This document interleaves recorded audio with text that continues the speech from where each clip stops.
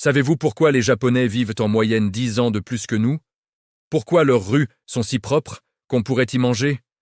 Pourquoi tant d'entre eux semblent posséder cette sérénité profonde que nous passons notre vie à chercher? Ce n'est pas leur ADN. Ce n'est pas un secret réservé à une élite. Ce sont des micro-habitudes, des gestes si discrets qu'ils passent inaperçus. Mais c'est précisément cette discrétion qui leur donne leur pouvoir. Aujourd'hui, je vais vous révéler 8 micro-habitudes japonaises qui créent des transformations colossales. Restez jusqu'à la fin, car la 8e pourrait changer votre regard sur l'échec pour toujours. Au Japon, il existe un dicton ancestral, le clou qui dépasse attire le marteau. Mais cette philosophie possède une face cachée que peu comprennent. Lorsque chacun progresse en harmonie avec les autres, c'est l'ensemble qui s'élève vers de nouveaux sommets.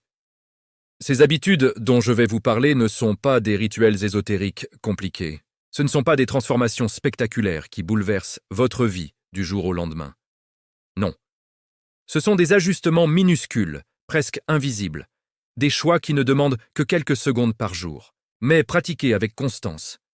Ils créent un effet cumulatif phénoménal qui, sur des années, transforme radicalement votre santé, votre mental, vos relations et votre rapport au monde. Alors, voyons concrètement à quoi ressemblent ces principes millénaires appliqués à notre vie moderne. Habitude 1. Kaizen. L'amélioration microscopique. C'est probablement le concept le plus révolutionnaire que vous découvrirez aujourd'hui. Kaizen signifie amélioration continue, mais oubliez l'image de ces transformations radicales du nouvel an qui s'effondrent en février. C'est exactement l'opposé. Kaizen, c'est l'amélioration si minuscule qu'elle en devient quasiment invisible. 1% de mieux chaque jour. C'est tout. Dans l'industrie japonaise, cette philosophie est partout. Toyota est devenu le géant automobile mondial que nous connaissons grâce au Kaizen.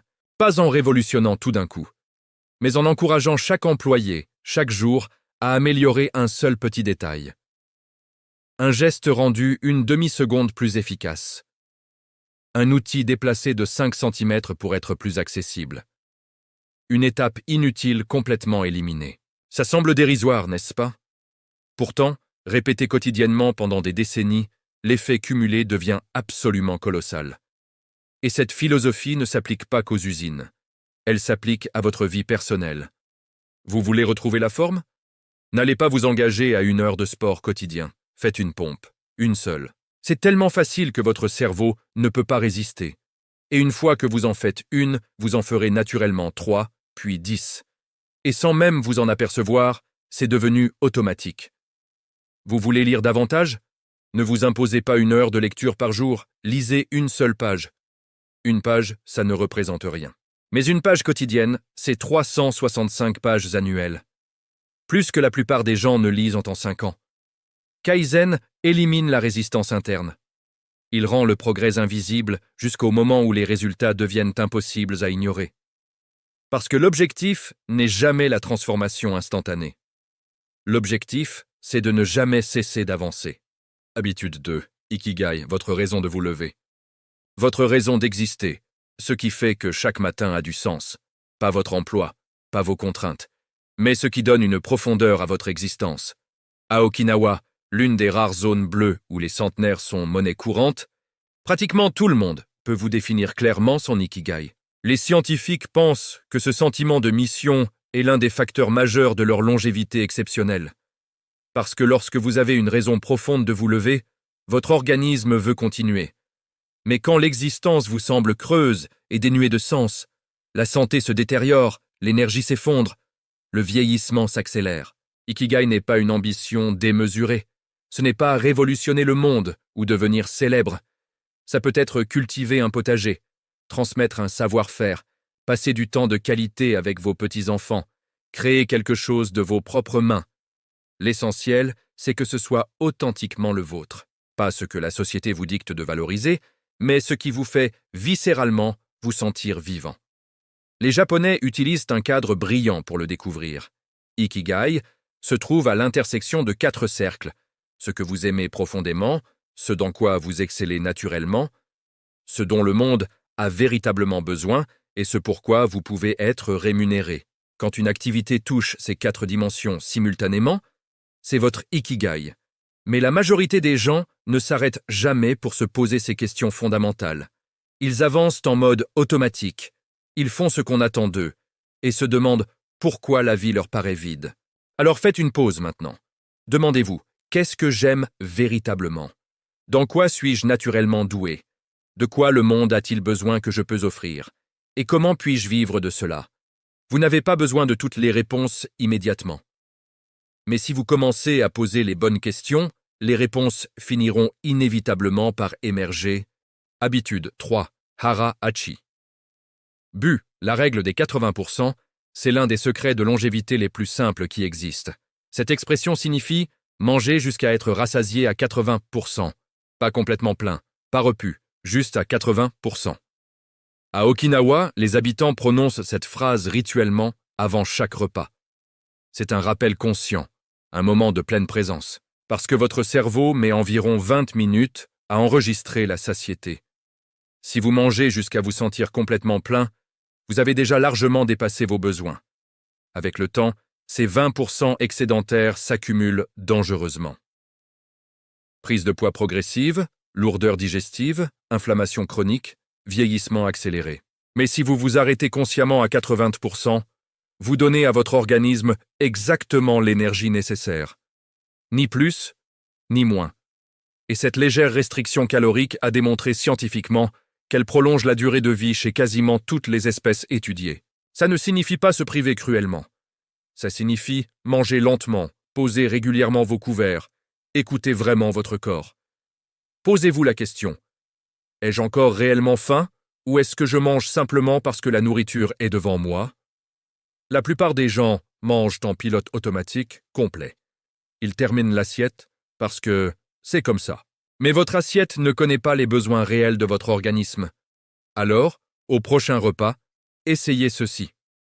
À mi-parcours, faites une pause délibérée. Demandez-vous si vous pourriez vous arrêter là et vous sentir parfaitement bien. Si oui, arrêtez. Sinon continuez, mais lentement et consciemment. Ce n'est pas de la restriction, c'est de la conscience. Habitude 4. Shinrin-yoku, le bain de forêt, Shinrin-yoku. Littéralement le bain de forêt. Ce n'est pas du sport intensif, ce n'est pas une randonnée avec objectif de kilomètres, c'est simplement être présent dans la nature, marcher lentement, respirer profondément, observer sans jugement. Au Japon, des médecins prescrivent littéralement Shinrin-yoku comme traitement médical. Et la science valide complètement cette approche. Le cortisol chute spectaculairement. La tension artérielle diminue. Le système immunitaire se renforce. L'humeur s'améliore durablement. Les arbres libèrent des composés organiques appelés phytoncides. Et lorsque vous les respirez, votre corps réagit positivement. Le stress fond. Le système nerveux se régule. Vous passez du mode survie au mode récupération. Et vous n'avez même pas besoin d'une forêt japonaise ancestrale. Un parc urbain suffit. Des arbres, une allée bordée de verdure, n'importe quel espace vert, sans téléphone, sans musique dans les oreilles, sans objectif de performance. Juste marcher et observer ce qui vous entoure. Ce n'est pas du temps perdu. C'est de la régénération profonde. Habitude 5. Wabi-sabi. La beauté de l'imperfection. Wabi-sabi. L'acceptation totale de l'imperfection. La beauté de ce qui est incomplet, fragile, éphémère. En Occident, nous poursuivons obsessionnellement la perfection. Des corps sculptés parfaits, des vies Instagram impeccables, des images retouchées jusqu'à l'irréel.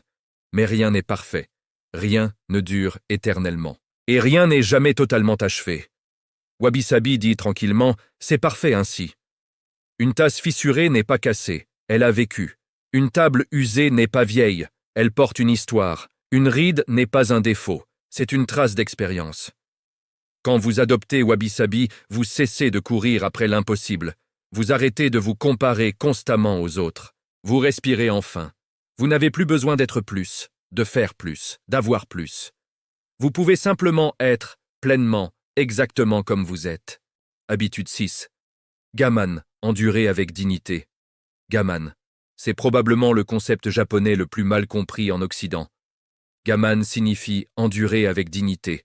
C'est la capacité de traverser les difficultés sans se plaindre continuellement. De supporter l'inconfort, l'effort, l'adversité, sans s'effondrer émotionnellement, sans faire tout un drame. Vu d'Occident, ça peut sembler toxique. Comme si on disait « souffre en silence et ne dis rien ». Mais ce n'est absolument pas ça. Gaman ne consiste pas à nier vos émotions. Ce n'est pas faire semblant que la douleur n'existe pas. C'est refuser catégoriquement de laisser la douleur vous contrôler totalement. C'est cette force tranquille qui dit « oui, c'est extrêmement difficile. Oui, ça fait mal. Mais je peux tenir. Je n'ai pas besoin de raconter mon malheur à tout le monde. Je n'ai pas besoin de me justifier constamment. Je n'ai pas besoin d'applaudissements pour continuer à avancer. » Et il y a quelque chose de profondément puissant dans cette posture. Parce que lorsque vous arrêtez de vous plaindre continuellement, vous cessez aussi de renforcer le narratif négatif que vous vous racontez sur vous-même. Vous arrêtez de répéter en boucle que la vie est injuste, que tout vous arrive à vous spécifiquement. Vous changez radicalement de posture mentale. Vous acceptez que la difficulté fait intrinsèquement partie de l'existence humaine, et vous choisissez consciemment comment y répondre. Ça ne signifie pas souffrir dans un silence complet. Ça ne signifie pas tout garder pour vous jusqu'à l'explosion. Ça signifie simplement que vous ne laissez pas la souffrance temporaire devenir votre identité permanente. Dans un monde où chacun expose ses problèmes en permanence sur les réseaux sociaux, où tout le monde cherche validation et compassion, Gaman est un rappel simple mais puissant. Vous n'avez pas besoin d'un public pour être fort, vous avez juste besoin d'avancer, un pas après l'autre. Habitude 7. Omoiyari, la considération bienveillante, omoiyari. On pourrait le traduire par considération bienveillante anticipée. C'est la capacité de vous mettre véritablement à la place de l'autre, d'anticiper ses besoins potentiels, de réfléchir à l'impact de vos actions avant même qu'on vous le demande.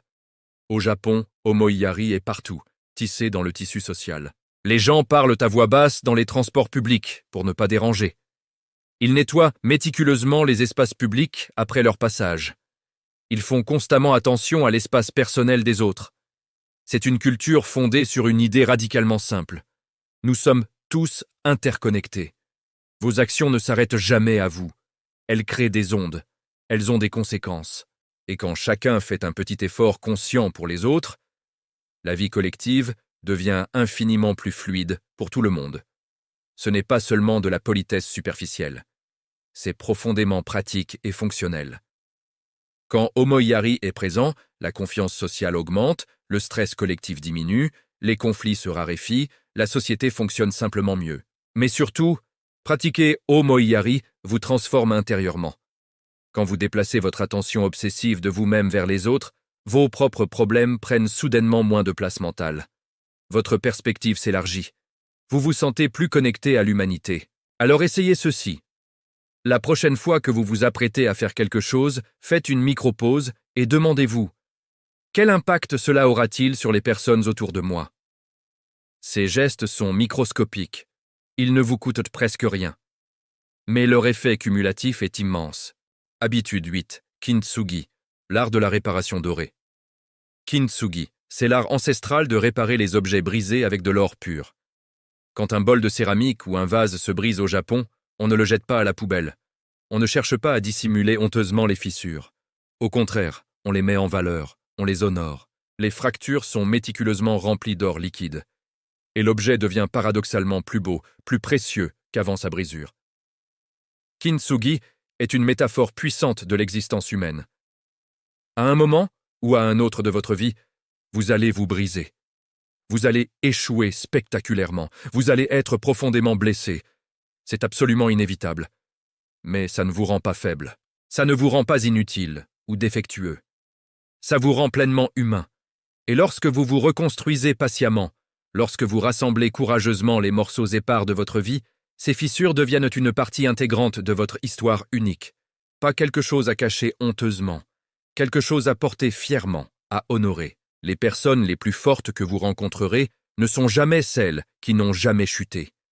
Ce sont celles qui sont tombées violemment, qui se sont relevées difficilement et qui portent encore visiblement les traces dorées de ce qu'elles ont traversé. Alors, si vous traversez une période difficile en ce moment précis, souvenez-vous profondément de ceci. Vous n'êtes pas brisé de façon irréparable. Vous êtes en pleine transformation. Et la version de vous-même qui émergera de l'autre côté de cette épreuve sera infiniment plus solide, plus lucide, plus sage et plus belle qu'auparavant. Ne cachez pas vos cicatrices. Laissez-les briller comme de l'or. Voilà ce qu'il faut retenir et comment l'intégrer concrètement dans votre vie quotidienne. Ces 8 micro-habitudes ne sont pas des solutions miracles instantanées. Ce ne sont pas des raccourcis magiques. Ce sont des principes profonds. Et les principes exigent du temps pour porter leurs fruits. Kaizen vous enseigne que les petits progrès invisibles s'accumulent exponentiellement. Ikigai vous donne une raison profonde d'avancer chaque jour. Hara Hachi. Bu protège votre santé sur le long terme. Shinrin Yoku apaise votre système nerveux. Wabi Sabi vous libère de la prison de la perfection. Gaman renforce votre résilience intérieure. Omoiyari vous connecte authentiquement aux autres. Et Kintsugi vous rappelle que tomber n'est jamais la fin de l'histoire. Vous n'avez absolument pas besoin de tout appliquer simultanément. Choisissez-en une seule. Commencez minuscule. Laissez-la s'installer naturellement. Puis, ajoutez progressivement une autre. Parce que la véritable transformation ne se produit jamais dans le bruit et l'agitation. Elle se construit lentement, discrètement, silencieusement. Un petit choix conscient à la fois, une micro-habitude après l'autre. Et sur toute une vie, ces habitudes minuscules créent des différences absolument colossales. Une existence plus calme, plus consciente, plus alignée avec vos valeurs profondes. Pas parce qu'elle est parfaite, mais parce qu'elle est intentionnelle. Si cette vidéo a résonné en vous, dites-le moi en commentaire et abonnez-vous à Réussir Profaire pour ne rien manquer de nos prochains contenus transformateurs.